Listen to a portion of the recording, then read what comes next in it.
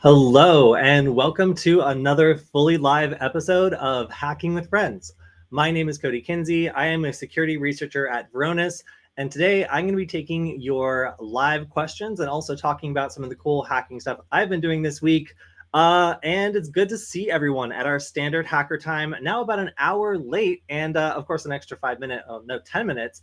I've got demos for you, though, so don't worry, it was all for a good reason. And one of those demos is this cool little 8x8 screen. So as you can see here, I figured out how to drive these cool little screens that are about $3 on AliExpress. So one of my little triumphs today is being able to print out a 3D printed diffuser, put it on top of a $3 8x8 NeoPixel grid, and be able to display pretty much whatever message I want. Now, obviously, when it comes to like displaying images, the results are a little bit disappointing. I managed to sort of get a cat on the screen, but I gave it like human lips and it kind of looked a little creepy. So if you're looking for creating something really cool and you want a pretty simple way of doing it, I found that this is actually a lot easier than I thought. I kind of resisted trying to use these as signs or messages or whatever because I thought it would be difficult. But as usual, CircuitPython had a 85% perfect guide on how to do this. And only strayed into like including libraries you need like a Raspberry Pi and like a full Linux computer to use a couple of times.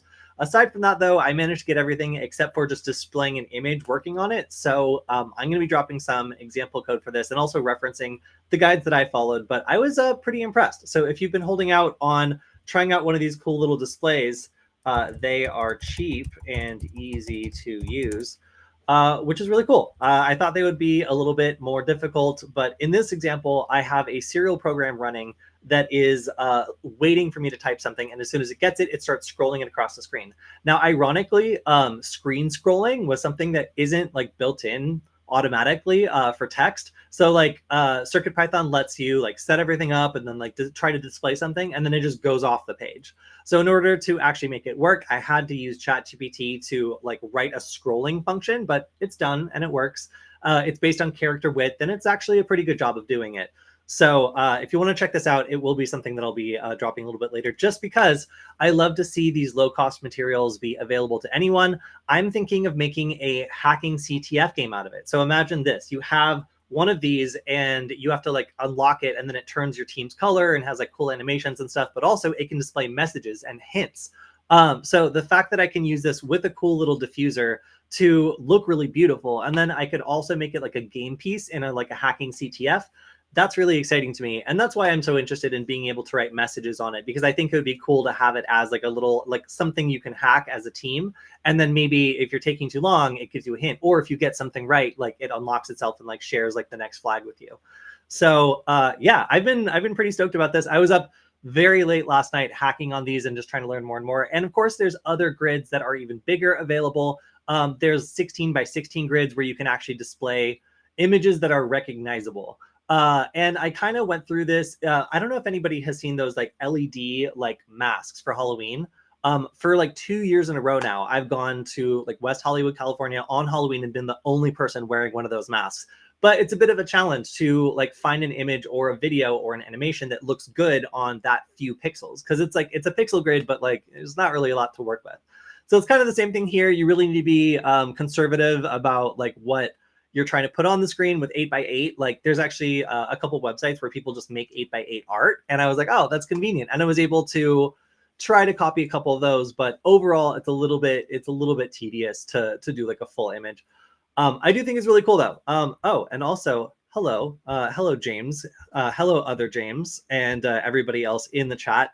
Good to see you today. I've been running a little bit later than usual, and honestly, it's, I think, improved participation in the chat. Like more people are able to hang out a little later in the day, so I'm going to keep doing it. It gives me more sleep, and it gives me more ability to hyper-focus on some random technical thing.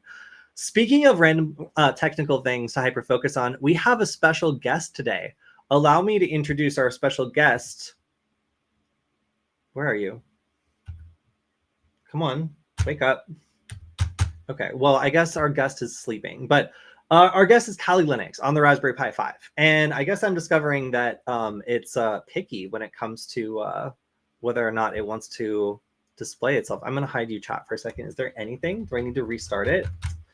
All right, well, that's embarrassing for our friend, the Raspberry Pi 5. I'm gonna just restart it because I don't care. And I certainly hope that it doesn't ruin anything like our audio. Okay, let's see. So anyway, I got a Raspberry Pi 5. I have been kind of going through my experiences with it and talking about what I like and don't like about it. And I will go over what that is if this manages to connect itself. So frustrating because I can see like the last image of Kali Linux on it and it like looks so good, but it has since stopped transmitting anything over HDMI. Well, all right, that's a fun demo, right, guys? Love to do demos live on the stream. I'm just gonna be unplugging and plugging stuff back in. Whoa, it's two of me. That's really cool. I don't know. Okay, I'm just gonna. There we go. That was a little weird, but anyway. All right, we'll save that for a little bit later in the stream. For now, I've got a number of other things to talk about on the stream, including a new video release tomorrow. So tomorrow we're going. I'm going to be releasing a new video on. Well, okay, let me back up. Couple things. First, we just hit 55,000 subscribers. So before I say anything about our new videos, I should talk about that. It has been a pretty long road for us to get to 55,000 subscribers. We've been doing this for quite some time, and for a while we were making videos the same way we were making them on Nullbyte. But the amount of support that I've had has kind of like varied from time to time, and you'll see that sometimes we were able to knock things out of the park and make really great stuff, and other times we had to batten down in hard times and just kind of do streams for a bit and not make any additional content. Obviously, our channel grows a lot more when we make like breakout content, and yeah, it's been good to start doing that more. But it's been also very rewarding to see this core community of people kind of come out and surround the stream. I'm going to overlay you on the chat because I'm talking about you. And yeah, I just want to say thank you very much to everybody who's allowed us to get to this point. It honestly is pretty exciting and cool that we were able to get to 55,000 subscribers. I don't know. There's a lot of channels that don't even get there. So I have to say it's very awesome. It looks like Kali might have stopped being shy. Ah, there we go. Look at that. Look at that. Okay, so I'm going to hide you again, chat. I lied. And I'm going to, let's see. Is there a mode where I can just show Kali big? No, it tries to hide Kali. Like this? No, Kali will always be small. Okay, well, whatever. We'll just do split screen. Okay, so I still have default creds. And I'll say that installing Kali Linux on the Raspberry Pi, a couple things to just note. If you haven't done this in a while, it in fact makes it so that you cannot use a 16 gigabyte SD card. Like 32 gigabytes is the absolute minimum from now on. So if you have any like 16 gig SD cards from like previous Raspberry Pis, they're cooked. Like you're not going to be able to do anything with them, which is a little bit annoying, honestly. I kind of wish that was not the case. If I enter full screen, what does that do? No, it just makes it huge for me, not for you. Okay. On this, I have to say my biggest complaint is that it does not support wireless monitor mode. So what I mean by that is that wireless monitor mode allows me to start like listening in on packets and trying to like find interesting things. Can I switch these? Sorry, I'm gonna continue to keep messing with this. Can I make that? Yes, I figured it out. That wasn't that hard at all. Okay, cool. Anyway, so this does not support monitor mode, and I don't like that because in order to listen for interesting wireless signals or run a lot of the programs that I want to run, I need wireless monitor mode. I need to be able to sniff those interesting signals. So I'm gonna attempt to prove it on the stream and show off that this in fact does not work. So let's see. Sudo airmon ng start wlan 0. So this is the command that I would be running in order to put the card into wireless monitor mode. Can I make this bigger? Yeah, cool. Hello, everyone. So I run it. It attempts to turn this Broadcom 43455 into monitor mode. And then we get an unknown error, station mode disabled.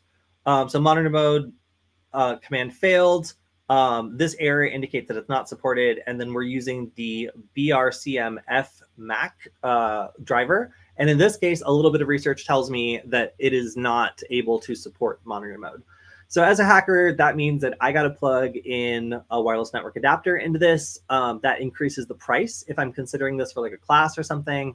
And, you know, like I truly appreciate the Raspberry Pis that have either patches that allow me to use the wireless network adapter in monitor mode, or just support it out of the box. So that's a Raspberry Pi 3B Plus, for example, is fantastic about this. And that's why I used it at the Cyber Camp last year. The only thing I would say about that is the Raspberry Pis got so hot that it was really challenging to have the kids that I was working with actually be able to complete some of their assignments.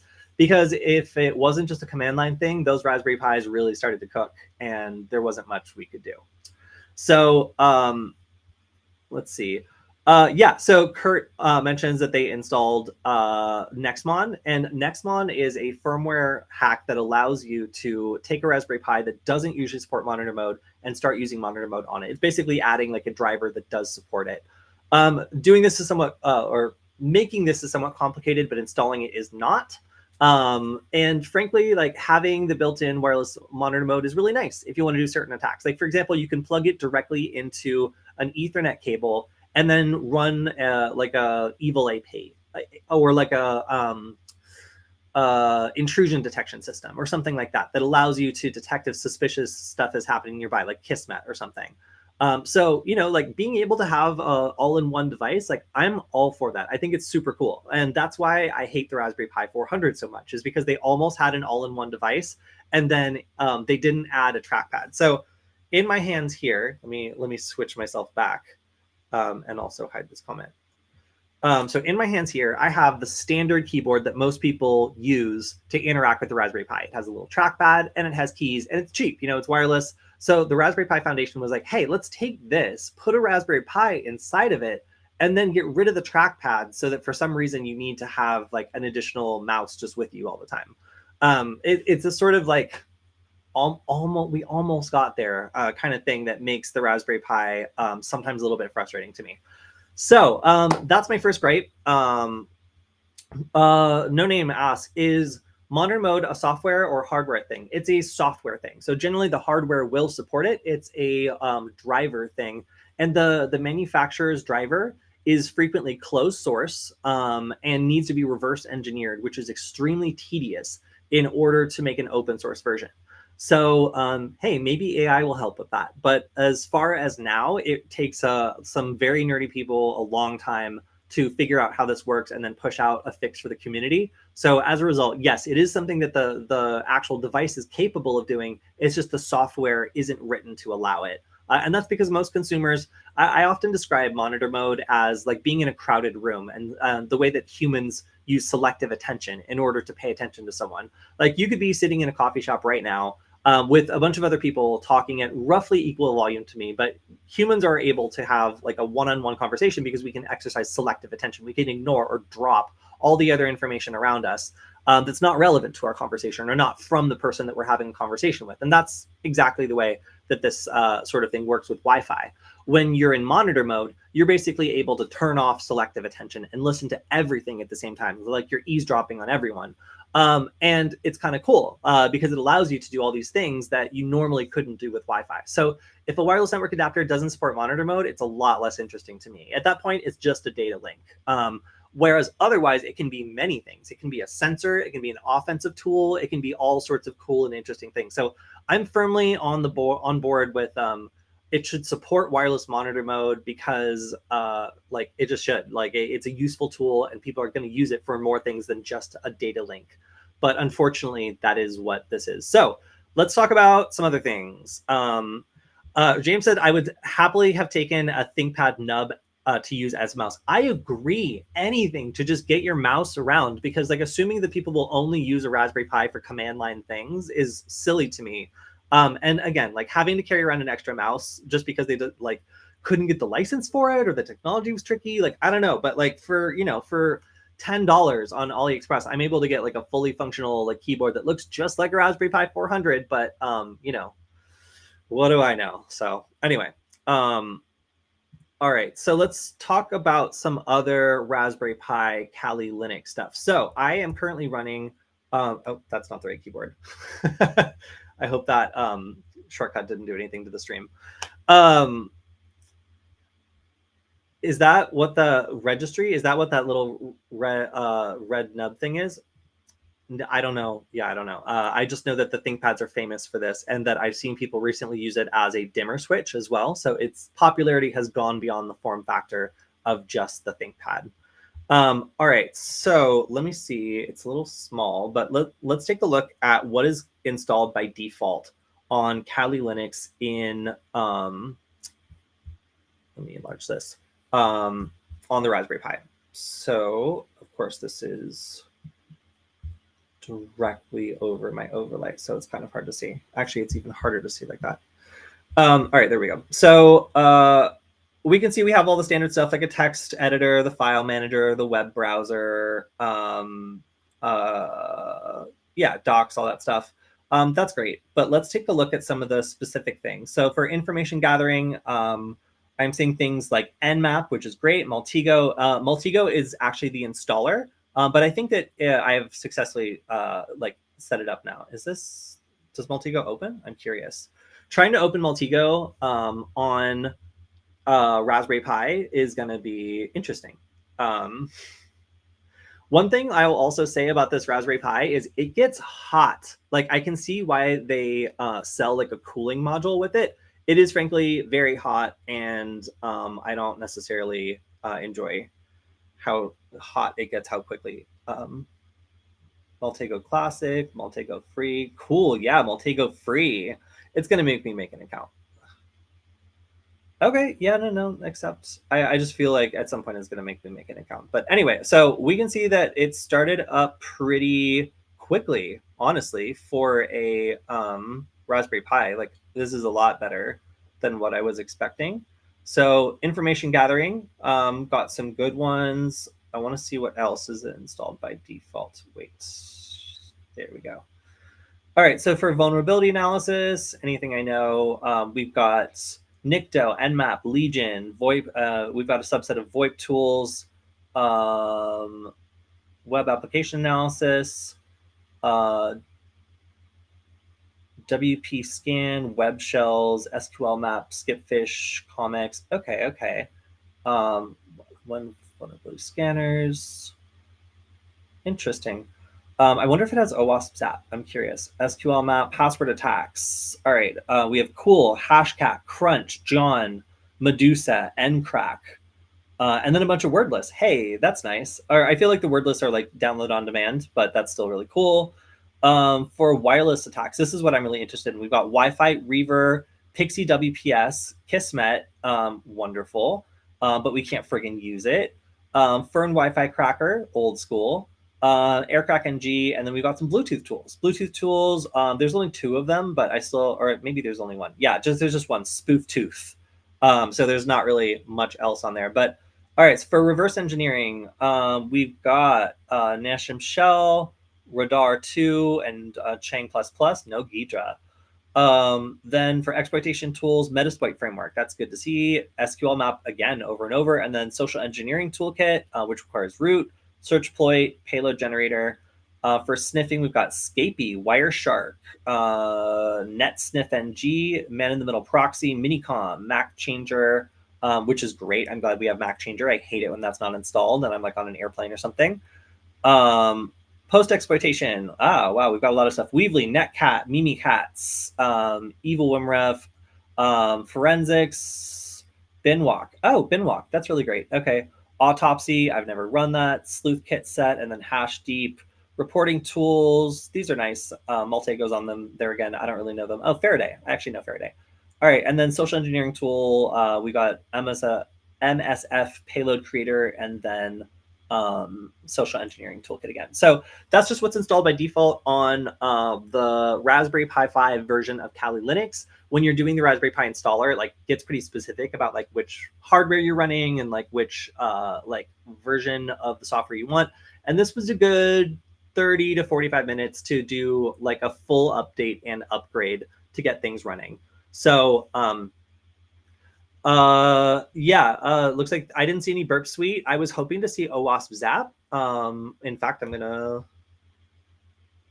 we got OWASP? Nope, no OWASP.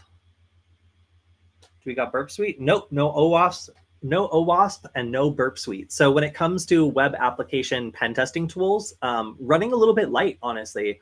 It's going to be annoying to install those, honestly. But, got to do what you got to do.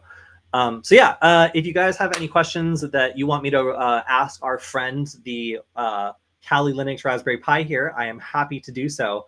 But otherwise, that has been my general experience with the Raspberry Pi. It's got a little bit lighter than expected of the like payloads I was looking for. So again, like web application pen testing tools, I kind of expected there to be like something. A WASP Zap would have been like my expectation, but it's not there. So I'll have to install it.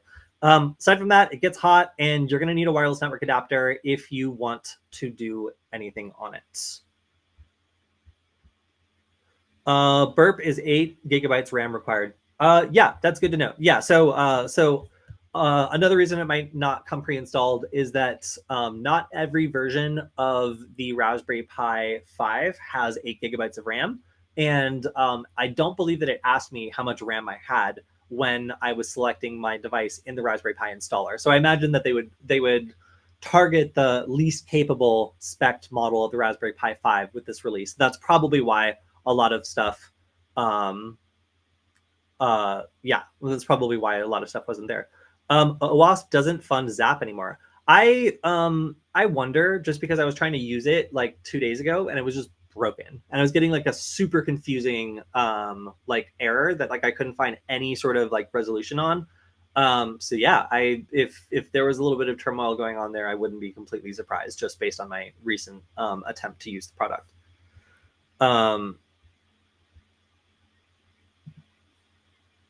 No, is it really? No way. I run it on a 4 GB RAM machines a lot. Okay, well, I guess you guys will have to figure out between yourselves whether whether or not.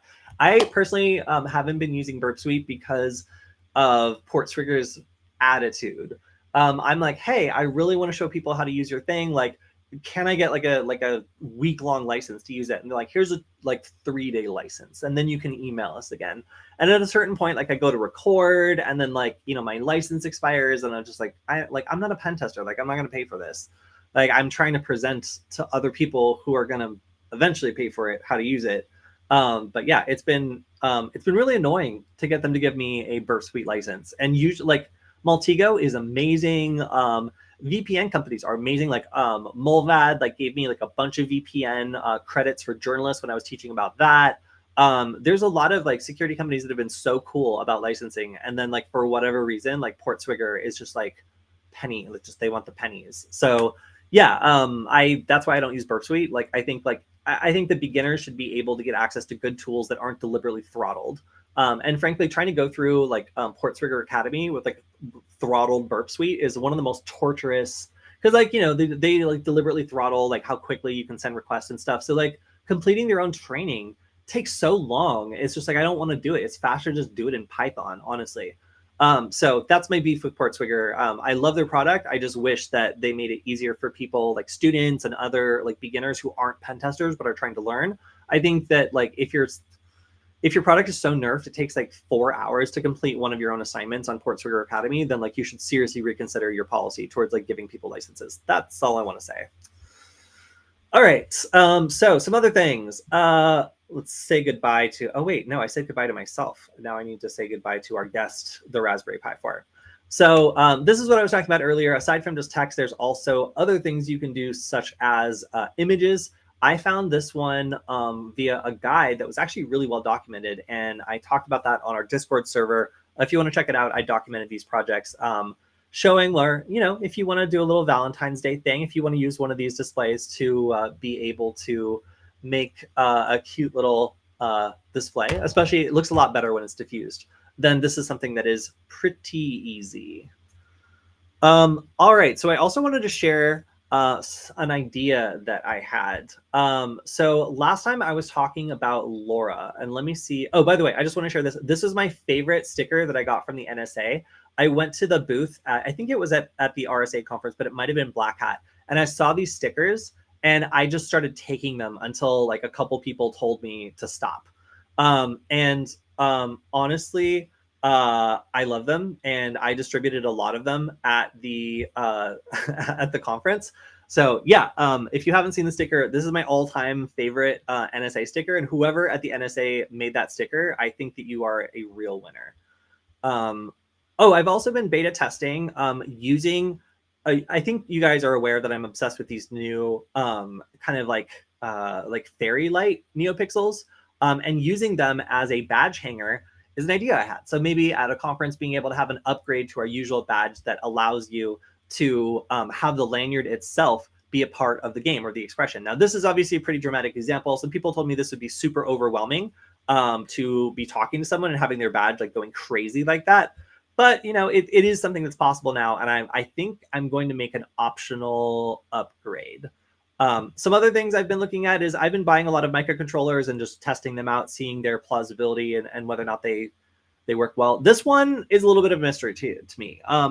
It's $1, and the data sheet says that it is dog, cat, cowbird, frog, tiger, various animal call, 10 kinds of gun sounding, eat chicken explosion, sound integrated IC. And apparently, depending on which pins you touch, it makes one of these sounds.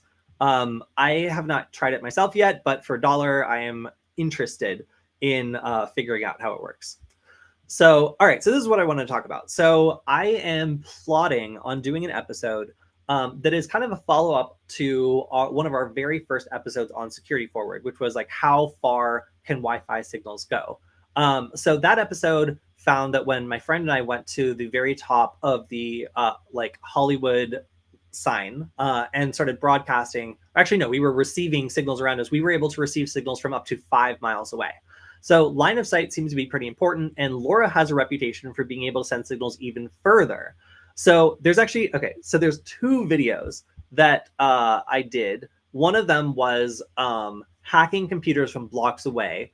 And the second one was how far can Wi-Fi travel? So it's just like,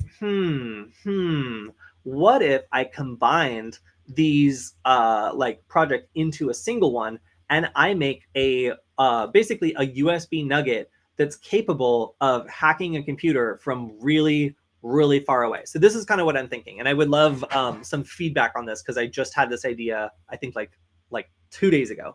All right, so we have our one LoRa board, which can I make this bigger? Yes, let's try it. All right, so we have our one LoRa board, and this, presumably I would just, mount this somehow. But we have our one LoRa board that's plugged into a computer. Let's say it's my computer, and I want to be able to remotely wipe my hard drive if I suddenly decide I no longer want my computer. It happens to us all the time, right? You're just off in the woods on a hike, and you're just like, you know what? I don't want my computer anymore. I would love to just format my hard drive right now. So provided I've got line of sight, so if I'm on like a mountain or something, theoretically, I should be able to take my second device, select a payload, and this could either be like a payload index, so like, a number that tells this other one which stored payload to run, or a base 64 payload. Although LoRa really doesn't like verbose data transmission. The more data you send, the less the range is, and that's because you sacrifice like bit rate and like how much data you're sending for receivability. If you're sending like a single character, then the receivability is really great because the signal propagates much further, and it also is easier to detect it even if the signal is faint. If you're sending a lot of data, the problem is that data can become garbled, and in the end can become corrupted or like otherwise interfered with by other local signals, which reduces its range. So if I were kind of to try to design this, I would have I think like a couple preset ones where you can just send like a number and it'll execute the payload. And then you could also do a custom one and send that over with the expectation that maybe the range would be cut as a result of that. So James says, for legal reasons, the Fed kicking in the door right after the wipe was a complete coincidence. Yeah. So let's say, I'm looking and I see from the top of a mountain, like 5 miles away, I see burglars breaking into my house through my, magnifying glass, whatever. I know, and I decide that I want to wipe my computer from that far away. I should be able to press a button on this one, have the signal go out over this antenna, be received by this one, and then have USB commands like a keyboard kick off on my computer, like logging in, opening a terminal, and then executing a wipe. Now I could also just like open up a bunch of annoying things, log into a different application. It really like, it's really pretty open what I could do. I could be logging my computer in when I get home. I could be logging it out if I forget. It could be wiping it remotely. All of it is possible. The point is that you're basically able to just take two devices and link them and then use the full capability of one remotely by triggering it with a second over LoRa. So I think, honestly, I'm going to make two different breakout boards for the Nugget. This one is going to be the one that I think is more long-term because this is going to require some thought and attention, and it takes a lot more pins to connect it, as you can see. But it's very cheap. I can get these boards for like $3 or $4 on AliExpress if I buy a bunch of them. Whereas these boards are like minimum $13 to $15 like per each. So like this one is much more expensive to put together, but it just works really easily and it's way easier to wire. So I think I'm going to be making a demo using this one that shows off exactly how you can make a remotely triggered Nugget and execute it from really far away with a protocol that's resistant to jamming and has an extremely long practical range with very low power. So I think LoRa is super cool. We've been talking about it on the show a fair amount, and I'm encouraged enough that I want to keep programming with it. So I wanted to make this demo last night. I was up until, I'm not going to tell you, it's my business how late I was up. It's no one's business. But I was up really late working on getting the LED thing working and like not only making it so that it could display images, but also like getting it to scroll text. So I sacrificed the other prototype for getting this one running. But that is going to be something I'm working on for the next week. Oh, and I also wanted to mention while I see this on the screen, that I have some new classes coming up. So I partnered with Nullspace Labs, which is a hackerspace in Los Angeles, to make some online classes. So if you book your ticket through the Nullspace Labs meetup page, then they get money for every ticket that you buy. I really like supporting local hackerspaces, but I find it's very hard to cram all of you into that hackerspace. I have a lot of interest in people all over the world. So we decided to do some online classes. We have Introduction to Programming with CircuitPython and the USB Nugget. We have Learn Bad USB Hacking with the USB Nugget, and then Cat-Shaped Wi-Fi Defender, hands-on hacker hunting with microcontrollers. All of those I'm going to be doing in collaboration with Nullspace Labs. So if you're in Los Angeles, make sure to check out Nullspace Labs. It's an awesome place. But if you're not in LA, you can still help this awesome place be able to stay open even in hard times and continue to offer educational classes to the community, as well as a space for hackers and nerds to hang out and hack on stuff. So some questions. Does LoRa have error checking? I'd hate to wipe a computer when I want to turn on a light.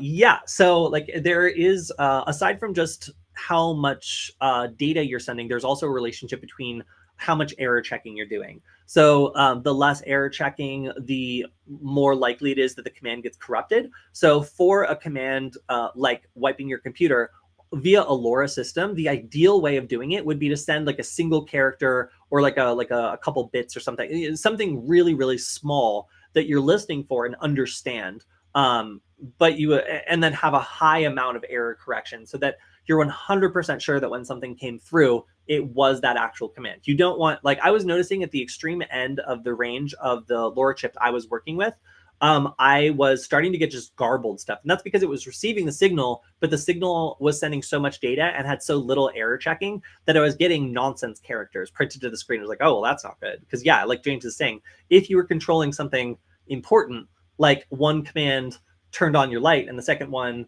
like shuts down your computer hard and potentially corrupts data or just wipes your computer, then you've got a potential problem if you're using LoRa in a way that it's not very good at being used. Let's see. LoRa tag game. Yeah, I mean, honestly, like we were considering all sorts of things for like DEF CON and other like upcoming games where we're trying to make either CTFs or fun interactive games. Last year we did laser tag, and this year we're looking at all sorts of cool things. We're looking at integrating Wi-Fi into the game we did last year, but LoRa is an interesting possibility. It would definitely work, and at this point, it's probably the only thing that would work throughout the entire convention center. It's just a little expensive, at $3 per module, you're looking at a little bit more expensive than like a GPS module, which also would not work inside the convention center.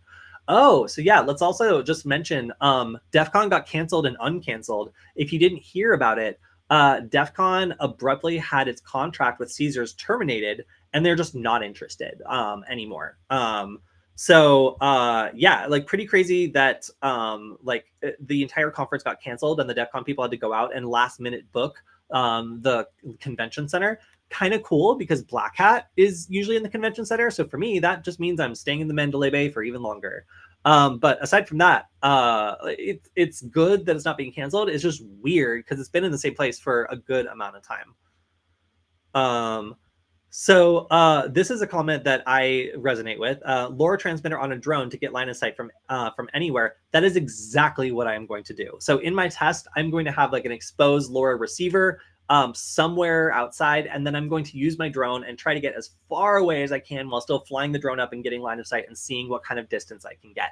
I'm going to cheat. I'm going to cheat hard. I'm going to be on top of a mountain, like transmitting to as far away as I possibly can. So we'll see how it goes. It's going to be interesting. I'm going to have some radios. I'm going to be talking to friends who are like, checking the receiver and whatnot. I think it's going to be a good video when I get around to making the prototype and testing it. It is pretty small, honestly. So the fact that you can fit this on the bottom of a drone and it should work just fine is remarkable to me. This uses UART to communicate. So this little curly Q thing is actually like the antenna plus the modem. So you just send AT commands to the modem, it sends it, and then it sends you back the reply over UART. It's all kind of just done in the chip. It's pretty crazy. So yeah, being able to add that is to whatever project you're working on and not have that much overhead is really cool. But as you saw, the complexity of the wiring is the price trade-off, right? You either get the super simple 4-pin UART, like it is the modem, but it costs $13 per link. Or the $3 one where it's just like wires everywhere. But if you made a good PCB or breakout board, then it's probably actually the way to go if you really want to scale things. It's kind of cool. Let's see. Am I running these workshops classes multiple times? Yes, we will be. I'm running 2 a day. So not this upcoming Saturday, but the Saturday after. I'm going to be doing 2 workshops that day. And then I've got another one scheduled for another week after that. So, but I will be running these again. I'll be running them at conferences. So these are all workshops that I ran at the C3 conference, and they went so well. I was just like, let's just schedule these. And we're always looking for great ways to try to work with null space labs. Like they're a great hackerspace, and frankly, if we're going to be working with like a group of people, like we love the people at null space. So yeah, I will be doing that, but I do not have release dates yet. James is speculating that last year there was a bomb scare that almost shut down the last part of DEF CON. It very well could be. Like these places are kind of risk averse, and I imagine DEF CON makes a lot of money, but it depends on, it depends. So I don't know. It's all speculation. I don't really know, but it is a little curious that after all these years, suddenly they want nothing to do with us. Does LoRa have multiple frequency ranges or only one frequency? LoRa has multiple frequency ranges. Within the United States, I believe it's 915 megahertz. And if I'm wrong, I imagine a radio person is spawning right now to tell me. But yeah, like it is unlicensed scientific band in the United States. But there's also like 2 or 3 other different radio bands that LoRa functions on, depending on what part of the planet you are in. The only one that I believe is legal in the United States is the 915 megahertz one. But within that, there's also specific frequencies you can select. There's also so it's a little interesting because on the, let me pull up the photo again. So on the, on this module right here, in order to set it up, I have to select the frequency that I'm operating on, select the, node or network or whatever, and then select the address. And then if these are both operating on the same frequency, the same node, or I think I'm forgetting a word there, but then also transmitting to each other's address within that structure, that allows for successful communication. When it comes to this one, I just specify a sync word, And that sync word is what allows this one to know that it's being communicated with. But I didn't really do any of the setup that I did on this one. So it's a little weird that both of these are LoRa radios, but the protocol or like the process for sending a message on them is slightly different. I'm using Arduino for this one, and I'm using CircuitPython for this one. So that's also a little bit of a difference. Radio person here, I think you're correct. Okay, I was sweating, just knowing that if I was wrong, someone was going to tell me that that is actually a medical band, and you will get in like a lot of trouble. In Europe, it's 868 megahertz. That squares. That looks pretty correct. I have been really impressed by the guides by Random Nerd Tutorials. So I don't know if you guys have seen this website. Let me try to pull it up.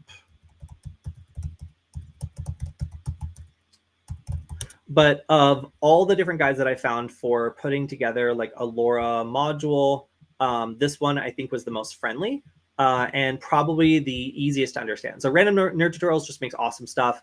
Introducing LoRa, they go through like how all the networking stuff works. We're just doing point-to-point communication. They talk about the correct way to wire them together, which you can easily modify. And all I did, oh, and then also they solve the problem of how do you get this little like weirdly spaced thing to fit properly onto a breadboard because it doesn't fit, as you can see here. So like if you want just a quick start guide on how to use these things, the $3 modules that I've been saying are like a good deal. Oh yeah, here are the different frequencies. 868 for Europe, 915 for the United States, and 433 for elsewhere. So yeah, like the setup from this obviously looks a little crazy. I just picked like random pins for most of these and defined them manually in my code, but I released this both on our Discord server and then also on GitHub, and I'm going to be making a video about it as well. So yeah, I highly recommend you guys check this out if you're interested in adding like long range wireless links to any prototypes or anything else you're working on. Like I really enjoyed working on this LoRa prototype, and even though they're a little bit different, it seems like it is relatively easy for a beginner to get started. All right, so hi, Kobe. Hello. I have a question related to SDR and radio. Do you have any resource to let me learn about SDR and radio? I highly recommend the RTL SDR and their blog and all of the great stuff that they put out. RTL SDR is by far the cheapest way to get started. And I tried to really cheap out on this, and I went on an AliExpress binge and I tried to find the cheapest RTL SDR module I could find, and I got scammed. It is not usable. So you like the cheapest one I was able to find was like $13 to $20 to $22. Like it seems to be like the very cheapest you can find. But once you have one, it allows you to run a variety of different SDR related programs. You can track airplanes. You can listen in on like transmissions that are not encrypted, and you can even decode digitally encoded transmissions. So there's a lot of really great stuff that you can do with an RTL SDR. Let me see. RTL SDR. I believe like rtlsdr.com or yeah. This would be like my go-to. The RTL SDR is great. You will find a lot of things you can do, and I have written several guides about what you can do with the RTL SDR. So I think also I'm considering this for the cyber camp that I'm going to be doing like this July. If I can get them for relatively cheap, it would be really cool to teach kids about radio frequencies and like how to capture them and all that stuff. So RTL SDR for the win is my favorite recommendation. They are cheap. Yes, the RTL SDR blog has a guide on counterfeit dongles, which I believe I'm at. So yeah, if you should check that out beforehand, because like some of these like really ultra super cheap like digital TV tuner kind of things like are not actually able to be used, and they're not accurate enough, and they really are not good. Yeah, and Tech Minds also has a bunch of SDR videos. Yes, going to be your next set of purchases. Yeah, I think that like I'm really, really pleased with what I'm able to do with mine, and the price point is nice. One thing that's funny though is I one time attended DEF CON when there was somebody who was using a Raspberry Pi connected to an RTL SDR to listen in on radio frequencies that were exfiltrating information. And as they were using the RTL SDR and it was getting hot, the frequency was drifting so much that it was no longer able to receive from the radio source. So just be advised that if you get the version that has like the big, thick aluminum heatsink and is able to discharge heat effectively, it matters because the frequency will start to drift and you'll start to like plug in one frequency and like get another like in the SDR software you're using. So that's a fun little quirk. Let's see. I'm currently learning about SDR and I'm interested in the unique identifiers and tire pressure monitor sensors. Yes. So let's see. Police body cams have these. Tire pressure sensor monitors have them. Smartwatches and other devices have them. These unique Bluetooth identifiers are definitely able to be tracked. So tire pressure sensor monitors, I'm not sure. Some of them use Bluetooth, and Bluetooth is 2.5 gigahertz, which I believe is outside the range of what the RTL SDR can receive, unfortunately. But some of them, I think, use a different frequency. So if you know what frequency it is, put it in the chat because I'm interested. But I have been using, like, for example, I'm looking at using the ESP32S3 as a Bluetooth sniffer to try to find the versions of these that use Bluetooth to communicate, the tire pressure sensors and also body cameras. Dragon OS is good for wireless stuff. Yeah, I've actually heard from Angelina, our one of our wireless and OSINT experts, that Dragon OS is great for this sort of thing. And I believe that she was using or recommending it for one of her classes. Let's see. Okay, so one thing I wanted to point out, and this is kind of an interesting cyber scam. Where is it? Here we go. Okay, so I know a lot of you already know about this, but if you are new, this is kind of a mind blower. So if you saw a solid state drive plug and play, and you could buy a 60 terabyte flash drive for like $13 on AliExpress, what would you say? The problem with this is, in fact, it is just an SD card. So I love the comments on this, like exposing what's going on.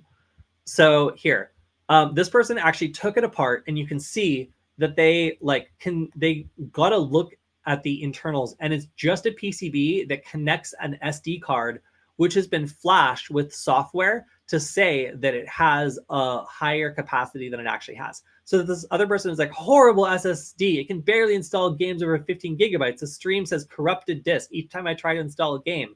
So that is because it is literally a 16 gigabyte SD card that has been flashed with firmware that misidentifies itself. And anytime you fill it up with more than 16 gigabytes of data, it just drops the rest of the information and the files become corrupted.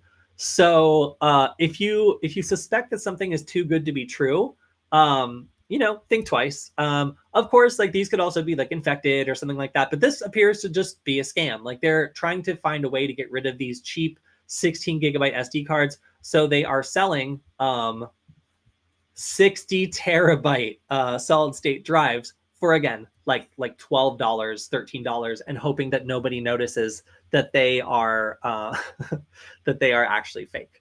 Beware. If it seems too good to be true, then it probably is. Oh no, it's fake. Darn. Yeah, I know. I was just like, there has to be a catch here, because when you plug it in, like it does identify itself as the proper size, but if you try to transfer a file, that's where they get you. I am currently registered for 0-day CTF, but I have no idea where to start and learn. I don't either. I've never done that CTF. So I would recommend if there's any resources on like either playthroughs or like a guide on what it's about, like what the challenge is going to be. A lot of this stuff, as far as I've seen from my recent research into CTF, seems to be like, reverse engineering a piece of text that's like either enciphered or encoded. Like being able to like figure out binary and like some of this other like computer sciencey like skill. Those sorts of things are the general challenges I've seen with CTFs. But there's more advanced ones that involve, like doing like some networking or like maybe breaking into something that's vulnerable. I'm not sure which one yours is. I have never done that CTF. So unfortunately, I am unable to advise. All right. So I think that's just about all we have. Never mind. So there's one thing I also wanted to mention. And that is the battery add-on. I don't think I announced it anywhere except our Discord server. So for a while now, I've been making the open source Nugget board. It has been pretty consistently used by a lot of people who have interesting ideas. But one thing they've asked about a lot is whether or not it has a battery. And at first I was just like, no, why would it need a battery? Like, we don't need a battery. You just plug it into a computer and it works, but that's not always true. So there is some circumstances where you would want a battery. Like, for example, if you want to have like a Wi-Fi nugget that can attack. Oh, wait. Oh, okay. I see why that was broken. If you want like a Wi-Fi nugget, for example, that is able to attack without being plugged into a computer, then you can do most of the attacks from the screen. Like, you don't need like a second thing. So I just thought that these battery breakouts are particularly beautiful and cool. I want to show them off. Let me put this up on the screen. So our friend and guest on the stream, Aria, designed these. And there's a couple design features that I just think are like really awesome. And I want to like shout them out. So first is these are designed to take like Adafruit style batteries, and they plug directly into a Wi-Fi nugget, but you can use them for other projects too. But if you get the wrong type of battery, let's say that you get one that's wired backwards, you can either rewire the battery, which is not that hard, or you can take a soldering iron and you can move this resistor and this resistor up to here and here. And that actually allows you to use a reverse polarity battery. It also has reverse polarity detection. So there's a little pole with an exclamation point here. And this warning light turns on if you plug in a battery that is the wrong polarity. And it should also prevent your board from getting fried. So finally, there is a trace that can be cut. And I think it's, oh yeah, Lion right there. So if you cut the trace right here in this box, what happens is you're able to use AA or AAA batteries with this breakout. So you can like wire them into the port here, and it will disconnect the section that recharges it and basically allow you to use a different battery source. I think that's so cool. Frankly, like the fact that Aria has considered so many different scenarios and like made something that has so many different options. I kind of want to bring her back on the show and just talk about like, when you're designing something that has so many uses, like what are all the things you have to think about, and like what kind of features do you think are worth including, like reverse polarity, and which ones are optional. I think that like obviously like including like different battery sources, that's probably optional, whereas the reverse polarity detection is probably mandatory. So I was just really happy with how this came out. But yeah, like and because so many people had been asking about a battery add-on, you can expect to see these at DEF CON and other conferences that I'll be going to, because I have a bunch of them on the way, and I think they're really cool. So that's just about all I have time for this week. I think I covered everything. We've got the 55,000 subs, which, by the way, thank you very much to everybody who's been following the stream and the show for years now and gotten us all this way. Next goal, 100,000. And I think that if we're making more videos and we're doing more breakouts, it's not going to be long till we get there. Let's see. So yeah, let's go ahead and close this one out. As usual, a big shout out to Veronis for making sure I can do this stream every week. Last week, we went through the interesting disclosure about NTLM hashes and how you could potentially trick people's device, people's Office 360 accounts into revealing their hashes and potentially be able to like break that hash and log in as their account, which is pretty crazy. If you want to check that out, you can go to veronis.com/Kody. That's KODY.